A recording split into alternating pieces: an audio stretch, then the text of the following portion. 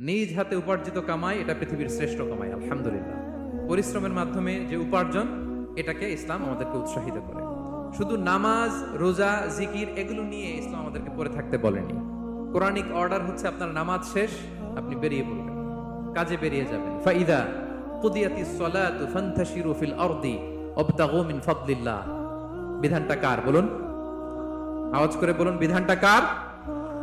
এটা Quranic verdict, কোরআনের বিধান। নামাজ শেষ, ভুল হয়ে বসে জিকির করতে বলা নেই আল্লাহ। আল্লাহ বলেছে ফান্তাশিরু ফিল আরদ ওয়াবতাগু মিন ফাদলিল্লাহ, জমিনে ছড়িয়ে পড়ো, আল্লাহর রিজিক তালাশ করো। নামাজ শেষ, বেরিয়ে যাবে। কৃষক চলে যাবে মাঠে,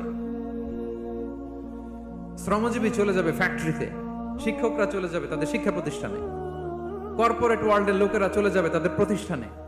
ডেভেলপমেন্ট করতে হবে, সিভিলাইজেশন করতে হবে। নামাজের পরে গোল হয়ে বসে থাকা চলবে না। কি ব্যালেন্স দেখেছেন ইসলাম? আজান হয়েছে তো মসজিদে আসো, নামাজ শেষ বেরিয়ে পড়ো, আলহামদুলিল্লাহ।